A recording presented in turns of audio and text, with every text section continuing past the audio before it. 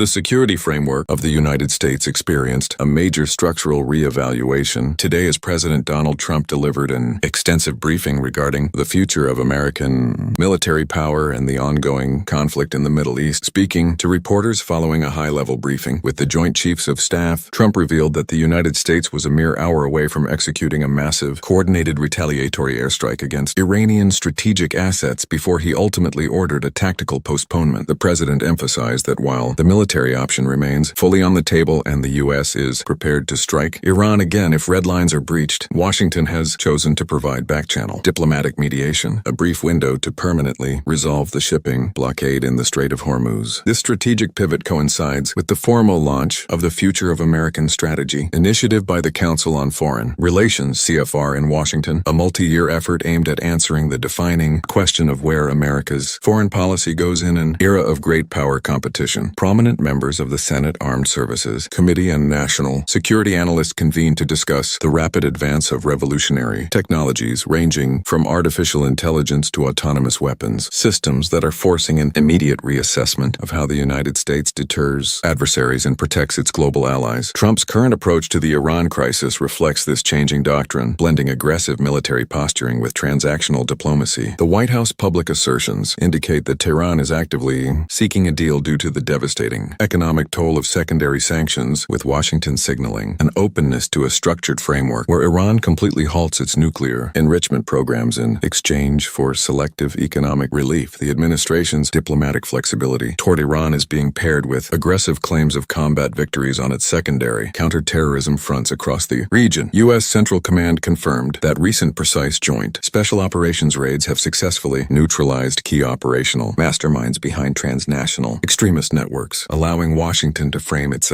counterterrorism capabilities as highly lethal, even as its primary attention shifts toward state-level adversaries. However, the temporary pause in active hostilities has done little to soothe long-term market anxieties, as maritime logistics firms note that until a permanent, verifiable treaty is signed, the global energy grid remains profoundly vulnerable to sudden naval skirmishes. As European capitals scramble to appoint centralized peace negotiators to interface with the White House, the unfolding military strategy highlights a profound shift toward transactional, deterrence-based diplomacy designed to minimize direct American boots on the ground while maximizing global leverage.